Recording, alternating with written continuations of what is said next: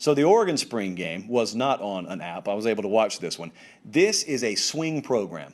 It's a swing program just for Oregon fans if you don't care about anything other than Oregon football. But if you're a Wisconsin fan or you're a Virginia Tech fan or a Texas fan everywhere in between, this program this year, Oregon, is one that could very well affect where you spend your postseason. And I'm going to tell you why. Because this is one where it's very feasible to see 9-3, but it's also very feasible for this to be a playoff team. They're good. This is obviously the best roster that they've had under Mario Cristobal. Recruiting's been very, very good. So year over year, you're going to see those incremental increases. But this is another quarterback room we've been focused on. Again, familiar theme here. I just mentioned his name like 5 minutes ago, Ty Thompson, coming out of Arizona. We were asking, is this a guy that's going to walk in that room, even though Anthony Brown's there and he's as close to 30 years old as he is to high school, and even though you got a couple of guys like you got Ashford in there, Robbie Ashford, more on him in just a second, Jay Butterfield, more on him in just a second, Ty Thompson, because of that stellar high school rating, we understand the upside there. Is he a guy that's going to come in there and just take that job? Because there's going to be a true freshman out there every year who does it, and so you wonder, is this going to be that guy? Well, pre-spring, had some good intel on this and half throughout. Pre-spring, my thought was, I think it's going to come down to Anthony Brown, the Boston College transfer who's been there, and he is very, very seasoned. Let's just say that.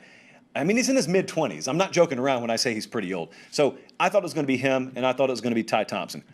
Mid-spring is when I start to get some feedback from someone I trust really close to the program out there. And it was Ty Thompson still has a ways to go. Two things are obvious. It's obvious he has a ways to go, and it's obvious why he was rated what he was rated in high school, which is no different than you hear for a vast majority of true freshmen in the spring. But then you start to be told, hey, Anthony Brown's got this job right now. I'm not saying he's going to start, but he's got this job right now. But I'll tell you, Jay Butterfield looks pretty good. Robbie Ashford looks pretty good. And so you start thinking, wow, they got several guys they probably think that they could win with. And maybe not an elite option in that room, but several they think they can win with, which brings us to yesterday.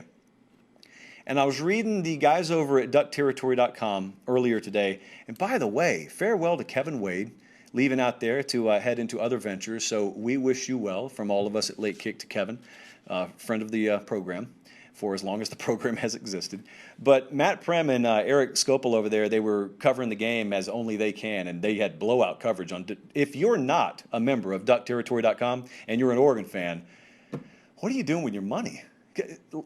A few less packs of ramen noodles per week and shell out for that. I think it's $9.99 a month. Come on now. But they had blowout coverage over there. So they saw what they saw, but they saw largely what I saw. And most importantly, if you listen to Mario Cristobal, I think we all have seen what Mario Cristobal and his staff, Joe Moorhead and the offensive coordinator there and his staff, what they had seen. And that was Anthony Brown's the leader for this job right now at quarterback. And I don't think that's going to change, just for the record. But the true battle could be for that number 2 spot. And this is what the guys over at Duck Territory were talking about earlier today. And I think that's really fascinating because I don't think that's been decided. I saw Matt, for instance, say, I think that Jay Butterfield's the number 2 right now. Having said that, though, and this is where I'm entering into the equation, this is my opinion.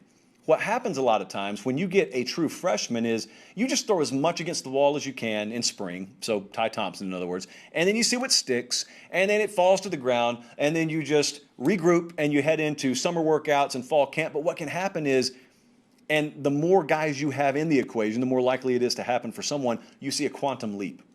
Guy shows up in August, totally different than he was when you left him in the spring. So when I say that Jay Butterfield, I'm totally fine with you considering him the number 2 there right now, that's cool. I probably agree with you. What I'm saying is I'm not ready to just conclude that that's the way it's going to stack up come fall because I don't know what in the world Ty Thompson is going to look like in August, and I don't know how much different it could be than what he looks like at the beginning of May. But talking again to someone I trust out there, Anthony Brown, the guy right now at quarterback, I don't expect that to change. Jay Butterfield, probably the number 2 right now. I would agree with that. Don't expect that to change.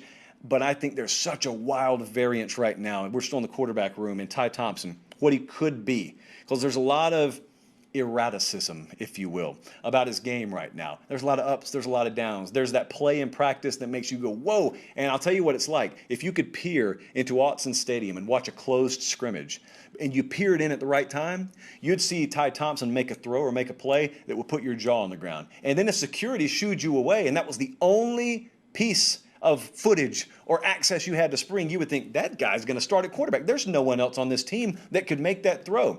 And you'd be right. But what you wouldn't have seen is all the times he got it wrong. And that's one of the big dangers of highlight film. I've seen it happen many times before. You're impressed and you want to crown a guy because you see when he finally is able to get it right. The coaching staff wants him to do it until he can't get it wrong.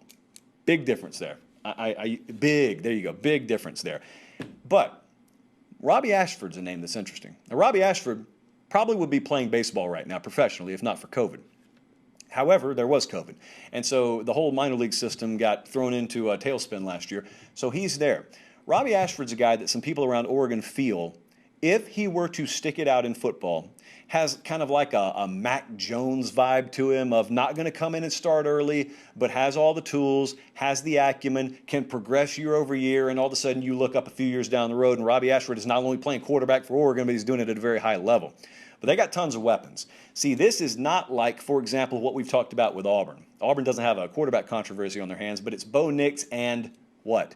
The cupboard is relatively bare at wide receiver. At Oregon, they got the best wide receiver situation they've had maybe since I can remember. Their tight end room is loaded. They're good in the backfield. Their big question is on the offensive line, which is exactly what their head coach is known for. So I'm just going to blindly trust that they get that figured out. But they got so many weapons to the point where you look at Anthony Brown and you say, okay, maybe his ceiling is just very good.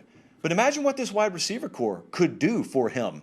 You know, this may be a guy who's able to play above his skis production-wise just because of all these weapons we have out here. I guess the question early on, if that quarterback situation gets a little muddy, is kind of like we were asking about another program earlier. Will the offensive line buy them time? Or in this case, see, Oregon's got a really loaded defense this year too. Will the defense buy them time? Because they keep saying goodbye to guys, and then you keep looking at the replacements and you say, well, they look a little bit better. And they were missing some corners yesterday. So there were some defensive backs that you would really, in an ideal world, have liked to have seen that you didn't get to see. But this can be a fringe playoff team. This could be a team that makes you say at the year's end, oh, they're one season away. It turns out they were one season away. Thus, the hinge factor. That hinge factor, you know, Oregon could, in a kind of pinball sort of way, decide the fate of a second SEC team or a second Big Ten team trying to get into the playoff. So you never know how that's going to work out.